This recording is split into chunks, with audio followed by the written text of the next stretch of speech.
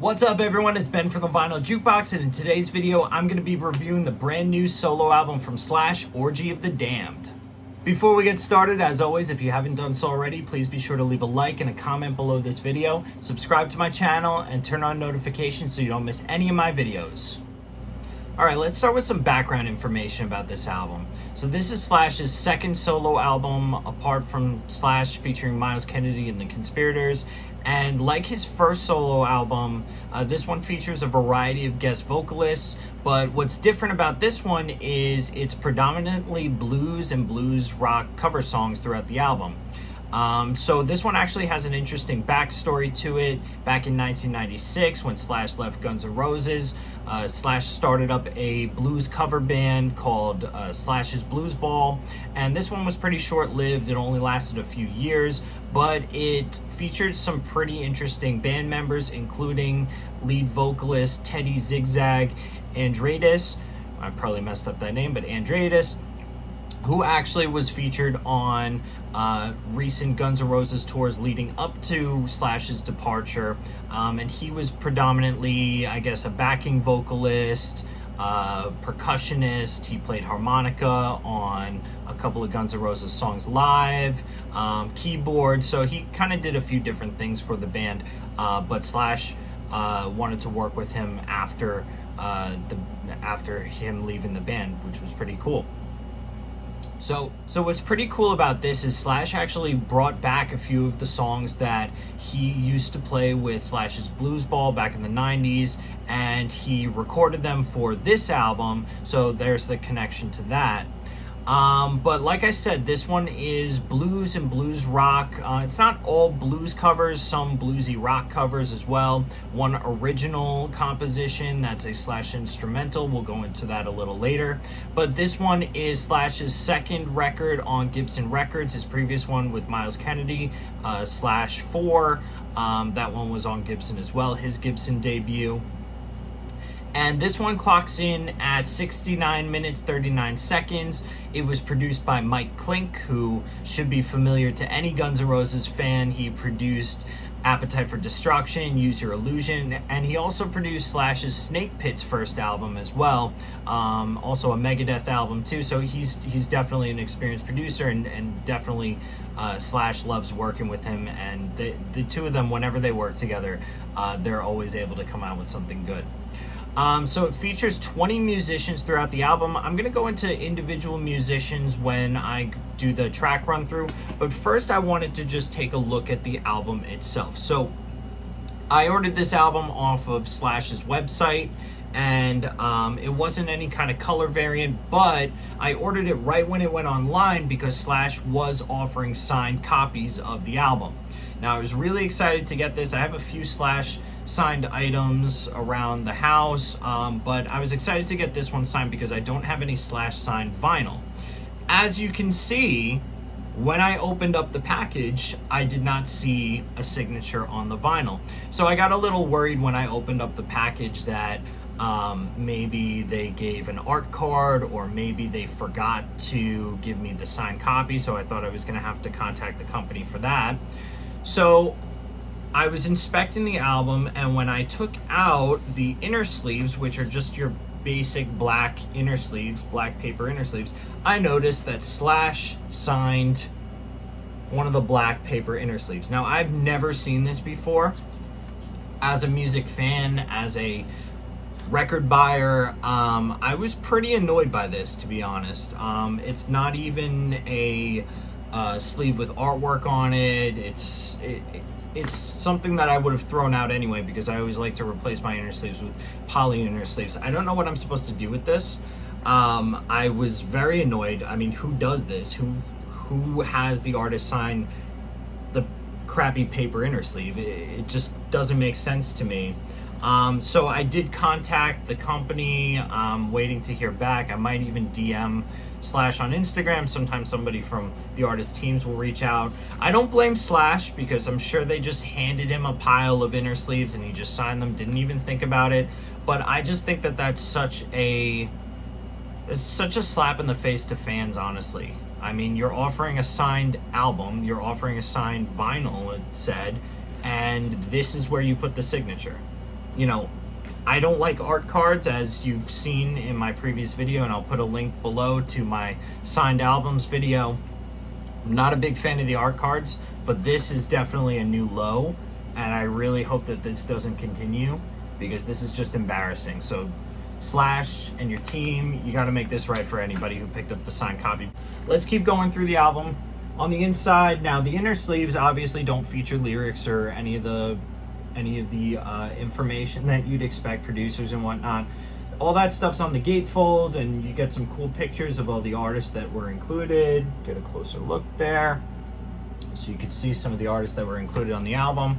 But as far as the vinyl's concerned, I mean, I just got basic black. I don't think it was offered in any other colors, but you get a nice label there. Now, my other complaint about this when I picked it up was, when I got it in the mail, was that disc 1 is a little bit warped. Quality control wasn't too good on these, I could tell. It did have a couple of pops in it. Now, I'm gonna run this through the spin clean, so maybe that'll take out some of those pops, but I just thought that overall the quality control was terrible on this release. The sound was okay, it was a little quiet, I had to turn it up, but overall I have to say I'm disappointed with. I expected the quality of the records to be a little bit better, not to get my record a little warped and to have those pops. So, you know, like many others have said in the vinyl community, if you are paying a premium price, you expect a premium product. This album was not cheap. I believe this was around 40 bucks for a double album, which is kind of the standard these days. But in that case, I do expect something a little more premium than that. I mean, this is just kind of, I don't know what to do with this. So, rant on that over. Let's get into the album, because you know, I could just go on and on about that.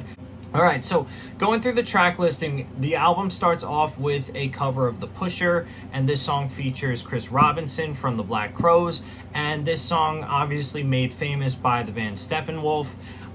Slow grooving song to start off the album. I love Chris's vocals on this song. I think he even does a better job than Steppenwolf does. And you could tell right away that Slash changed his guitar sound for this album. It sounds a little different, sounds a little toned down, a little less distortion, which you'd expect on a blues album, but you get that right off the bat from this first song. The second song in the album, Crossroads. This is a cover of the famous Robert Johnson song, the classic, featuring Gary Clark Jr. This might be my favorite cover on the album. They kind of stuck to the Cream version of the song, the Cream style of the song, and Gary and Slash's guitar sounds and and Gary's vocals with Slash's guitar, they work really well together. I was not expecting this pairing to be so good, but I thought that this was a great pairing, and I'd love to see the two do a little more work together in the future. Next up, number 3 on the album, Hoochie Coochie Man. This is featuring Billy Gibbons from ZZ Top, and this is the old Willie Dixon tune made famous by Muddy Waters. And Billy's vocals on this track seem to be a little bit weak. I don't know if it's just his age showing or if it wasn't recorded as well, but I thought that their guitars, just like Gary and Slash, I think that Billy and Slash's guitars work really well together. You could tell Slash's influence, Billy's influence on Slash. So I thought that that was a cool cover, and their guitars worked well, just not the vocals. Vocals didn't really do it for me. Next track, number 4, Oh Well, featuring Chris Stapleton. This was the second single from the album, and Chris Stapleton, obviously country artist. This is the Peter Green's Fleetwood Mac song. Mid to fast paced. It has a little fast part to it, and I definitely want to hear, after hearing this, I definitely want to hear Chris Stapleton do some more rock style songs, because even his country stuff that borders on the country rock, I do like, and I love his vocals, so I'd love to hear him working with some more rock artists. Moving on, number 5, we have Key to the Highway featuring Dorothy. Dorothy from Dorothy, the band Dorothy, and she's great. I saw her a few years ago at the MMRBQ Music Festival, and she's just an incredibly powerful vocalist. I was glad to see her featured with Slash, and I think that the two work together really well. And I think that this cover is very powerful, and she did a great job with it. Next up, Awful Dream featuring Iggy Pop. Now, I was a little worried with Iggy on this album because on Duff McKagan's last solo album, Duff McKagan, obviously, bass player from Guns N' Roses, his last solo album, Iggy was featured, but Iggy did more of a talking part on that album and did not sing at all. So I was a little worried on this album that Iggy was going to try to do the same thing, but that was not the case. I was glad that Iggy decided to sing on this track. Maybe somebody made him sing, I don't know. And also you get a little bit of a throwback here too, because there's one point in the song, I think it's maybe the bridge, where Iggy's doing some like Stooges-esque moans. If you hear it, you'll know it. And that was a really cool throwback too. Haven't heard Iggy do that in a while. So it's a cool track. Iggy's mostly in that lower range of his vocals where he feels most comfortable, I could tell, but also just works well with the blues track in general. Next up, Born Under a Bad Sign. This is featuring Paul Rodgers from Bad Company and Free. And on this track, Paul sounds as good as ever. Even on his last solo album, Paul sounded really good, despite I know he's had a lot of health issues recently, but Paul just continues to sound really good in the studio. Would love to see him out on the road live. But for now, this is just great. It's great that he's still able to sing just as good as ever. Moving on, song number 8, Papa Was a Rolling Stone featuring Demi Lovato. Now this one I did not have high expectations for, and I was right to think that because, to be honest, I like the arrangement of the song. I think that Slash did a nice job doing that Temptations type arrangement, a little heavier, but I do not like the vocals at all. I don't think that Demi Lovato is fitting for this album. She just stands out as not really fitting in with the other vocalists here. Not enough attitude on her vocals. I don't really like her as a rock vocalist, and they kind of strip down her vocals too. Usually she's very overproduced with her pop stuff or her rock stuff, but now they kind of stripped it down and it sounds kind of strained at times. It just doesn't really fit. So I know that Slash worked with her recently on one of her recent projects, so maybe that's why Slash brought her in, but just wasn't a fan of her on this album. Next up, Killing Floor featuring Brian Johnson. This is song number 9. This is also featuring Steven Tyler on harmonica, and this is the first single off of the album, so this was the first song that everybody heard. And to be honest, I was surprised, and I think that a lot of people were surprised too, of Brian Johnson's choice for his vocal style. He decided not to sing in that AC/DC type falsetto that everybody knows him for, instead going for a lower range of vocals, more bluesy actually, and I thought that it fit the song really well. I learned after hearing it for the first time though that Steven Tyler actually plays the harmonica on the song, and even listening more carefully afterwards, it makes total sense because that is Steven Tyler's signature harmonica sound. I think around the time of recording this album, it would make sense to say that Steven was still dealing with his vocal issues to where he couldn't sing, so maybe that's why his vocals are not featured on the album, and maybe he could just do the harmonica instead. But it fits really well and he does a great job. So I like this song. I was excited to hear the rest of the album when I heard this one, but again, with Slash's guitar sound, I didn't get enough of it. I thought that it could have been a little dirtier throughout the album. We'll talk about that when I go on to the recap a little later. All right, song number 10, we have Livin' for the City featuring Tash Neal. He is a young blues artist who's actually going to be featured on Slash's next tour, his Blues Festival tour. He's going to be in Slash's band. It's a cool rendition of the Stevie Wonder song Living for the City. Great vocals, great guitar playing. I know that Tash played some guitar on the song as well, so good stuff. Moving on, number 11, Stormy Monday featuring Beth Hart. Now this I thought was one of the highlights of the album. Very powerful, very soulful vocals, just incredible performance by Beth Hart. And I think that rubs off on Slash a little bit too, because you could tell Slash gets into it with his playing for this song. So I think that that Beth Hart did a great job with this one. She's one of the only true blues singers, actually, that's on this album. And it really shows because she did just a phenomenal job. And I love the little banter that you hear, her talking here and there throughout the song as well as afterwards. So just cool banter and very real sounding.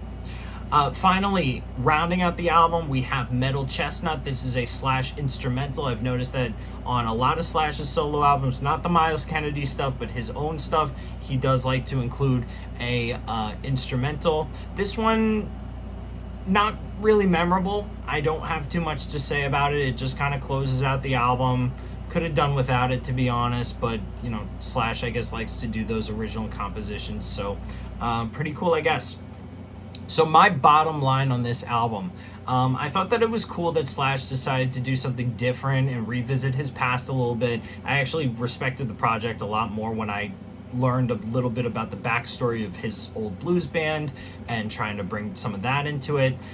So I think it was cool that Slash tried to do something different apart from the Miles Kennedy stuff, but I have to say I was a little disappointed because I did not get enough of that signature Slash sound on this album. I felt like he was a bit too toned down. He could have used a little bit more distortion on some songs, some more of his signature playing, some more solos, some really gritty Slash playing. I was really looking for that the whole album, and I didn't really get as much of that as I wanted to.